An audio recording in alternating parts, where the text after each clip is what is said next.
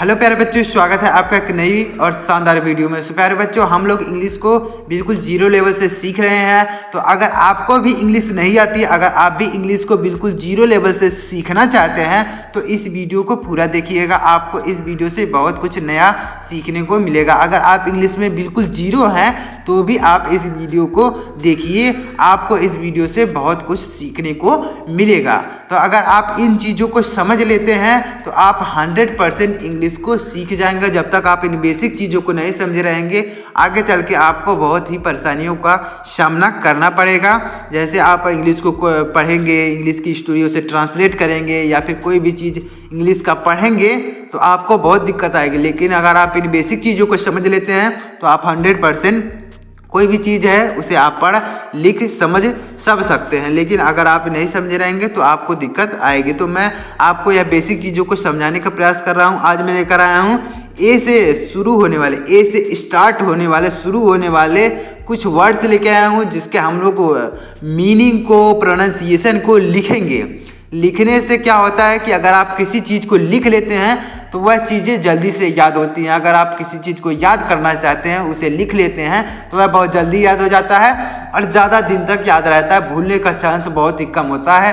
तो मैं आपको ये जो वर्ड्स लेके आया हूँ इनके प्रोनाउंसिएशन को, इनके मीनिंग को लिख लिख कर बताऊँगा, जिससे आपको यह मीनिंग जो है याद हो जाएगा। और जब आप इन चीज़ों को याद कर लेंगे तो आगे चल के आप जब स्टोरी को ट्रांसलेट करेंगे तब अभी इन्हीं वर्ड्स का यूज होगा। यानी जो वर्ड्स मैं लेके आया हूँ, इन्हीं शब्दों का, इन्हीं वर्ड्स का यूज उन स्टोरियों में होता है। तो जब आप याद किए रहेंगे तो आपको खोजने की ज़रूरत नहीं पड़ेगी। और जब आपको याद नहीं रहेगा तो आप गूगल पर या पर कहीं पे किताब में या फिर कहीं पर भी खोजेंगे। लेकिन आपको याद जब रहेगा तो आपको कोई दिक्कत नहीं होगी। तो मैं ही आपको यह चीज़ें सिखाने का प्रयास कर रहा हूँ। तो यहाँ पर मैं देखिए ए से शुरू होने वाले कुछ वर्ड्स लेके आया हूँ जो इम्पोर्टेंट वर्ड्स हैं। इनके प्रोनाउंसिएशन को और मीनिंग को हम लोग लिखेंगे। तो देखिए कैसे लिखेंगे। यहाँ पर सबसे पहले लिखा गया ALMOST। तो इसको क्या पढ़ेंगे, इसको पढ़ा जाएगा ऑलमोस्ट। क्या पढ़ा जाएगा, AL को पढ़ा जाएगा ऑल, AL को पढ़ा जाएगा ऑल, और MOST, यम को पढ़ा जाएगा म। यहाँ पर ओ लिखा गया तो ओ को, ओ की मात्रा लिखेंगे। यहाँ पर यस है तो यस को आधा सा लिखेंगे। टी को लिखा जाएगा ट, तो जाएगा ऑलमोस्ट।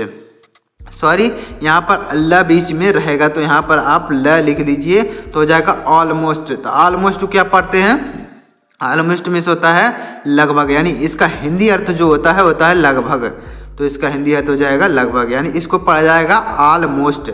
क्या पढ़ा जाएगा, ALMOST, ऑलमोस्ट। ऑलमोस्ट में से होता है लगभग। जब आप सुनेंगे चीज़ों को और वीडियो देखेंगे, जब आप पूरा वीडियो देखेंगे तो आपको 100% समझ में आएगा। बस आप केवल सुनते जाइए, आपको याद करने की ज़रूरत नहीं है। आप अलग से याद नहीं कर, आपको याद करने की ज़रूरत नहीं है। बस आप केवल वीडियो देखिए और अपने कान से ध्यान से सुनते जाइए। आपको 100% ये जो वर्ड्स में लेके आया हूँ आपको याद होने लगेगी।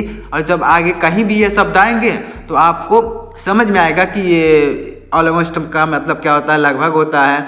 इसका मतलब क्या होता है, इसका मतलब जब आप याद सुने रहेंगे तो आपको वह चीज़ें याद आएंगी। देखिए इसको क्या पढ़ेंगे, ANTHEM को क्या पढ़ेंगे, EN को पढ़ा जाएगा AN से हो जाएगा एन, एन से क्या होगा एन, और THEM को पढ़ा है TH से हो जाएगा थ। उसके बाद यहाँ EM को पढ़ा जाएगा म, तो हो जाएगा एंथम, एंथम हो जाएगा। तो एंथम मिस क्या हो जाएगा, एंथम मिस होता है गान। यानी नेशनल एंथम का नाम सुना होगा आपने, तो राष्ट्रीय गान जो होता है उसको बोला जाता है एंथम। एंथम मिस होता है गान, यानी जो गाते हैं उसको बोला जाता है गान।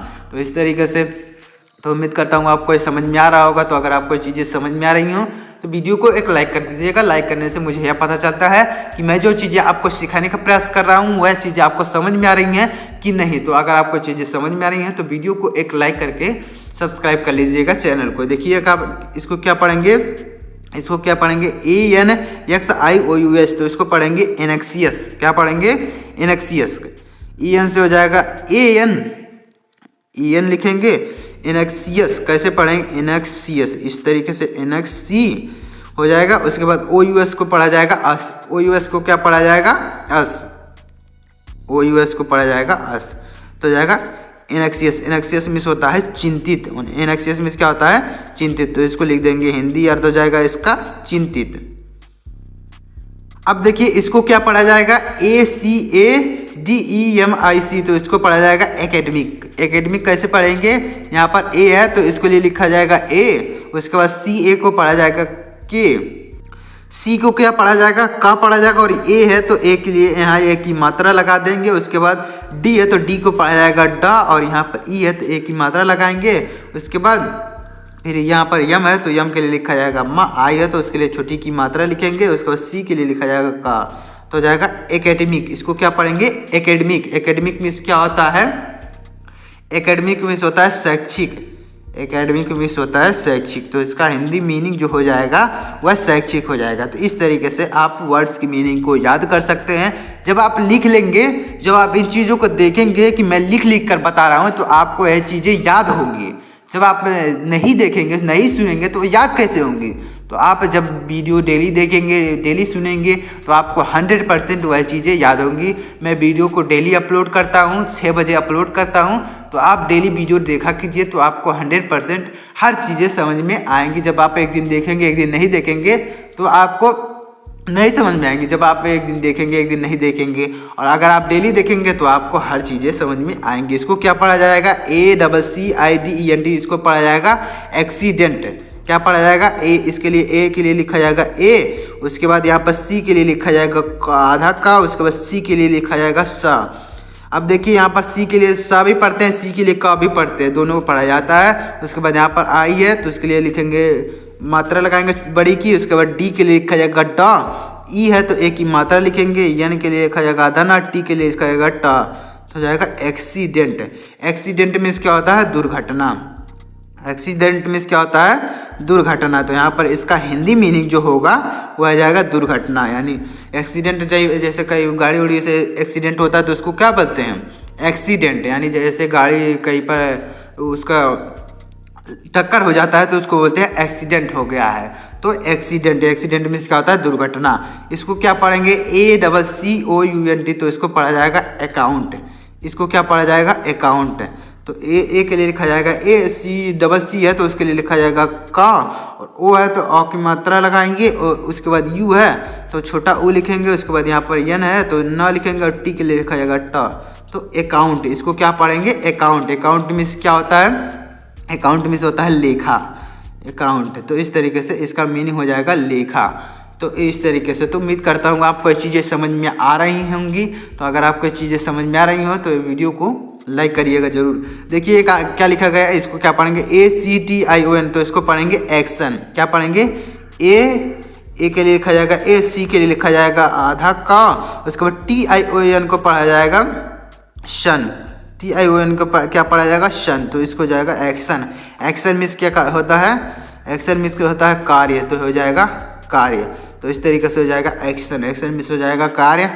इसको क्या पढ़ेंगे, ACTIVE, तो इसको पढ़ा जाएगा एक्टिव। यानी ए के लिए लिखा जाएगा ए, और सी के लिए लिखा जाएगा का, और TIVE को पढ़ा जाएगा टिव, तो हो जाएगा एक्टिव। तो इस तरीके से हो जाएगा एक्टिव। एक्टिव मीन्स क्या होता है, सक्रिय। एक्टिव मीन्स क्या होता है, सक्रिय। यानी जैसे किसी काम को करने के लिए एक्टिव होना। एक्टिव मीन्स क्या होता है, सक्रिय। अब देखिए यहाँ पर क्या लिखा गया, ACTOR, तो इसको पढ़ा जाएगा एक्टर। ए के लिए लिखा जाएगा ए, सी को पढ़ा जाएगा का, और TOR को पढ़ा जाएगा टर, तो जाएगा एक्टर। एक्टर मीन्स क्या होता है, अभिनेता। एक्टर मीन्स क्या होता है, अभिनेता। यानी जो फिल्मी एक्टर होते हैं उसको बोला जाता है एक्टर। यानी जो एक्टिंग करते हैं उसको क्या बोलते हैं, एक्टर बोला जाता है।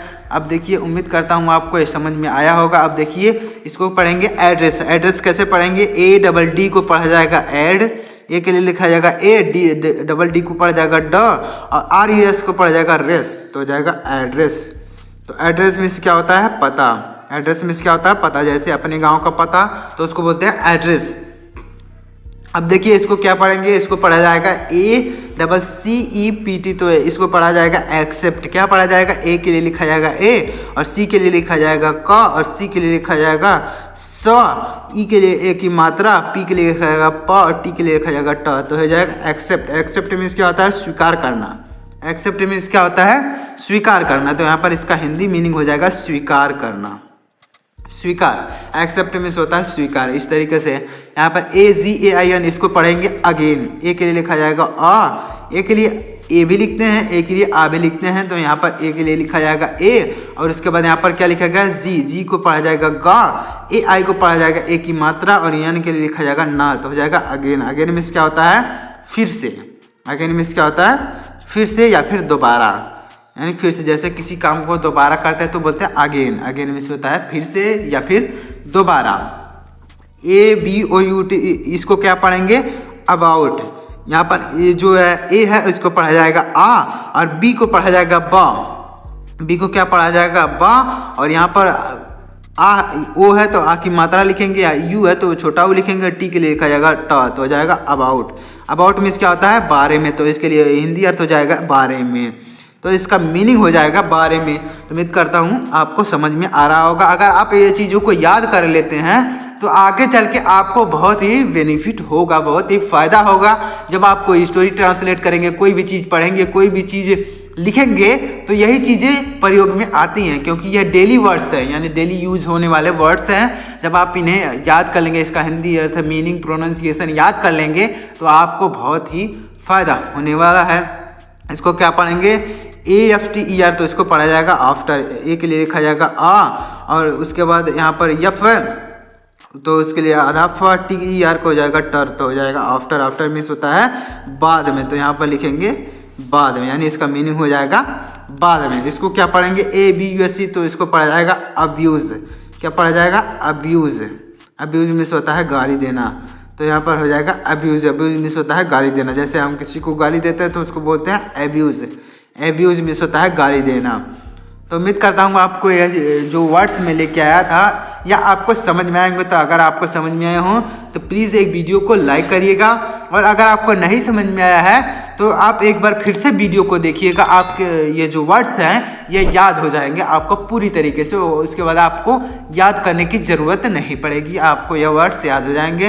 तो चलिए मिलते हैं अगली वीडियो में किसी नए टॉपिक के साथ। तब तक के लिए जय हिंद, वंदे मातरम।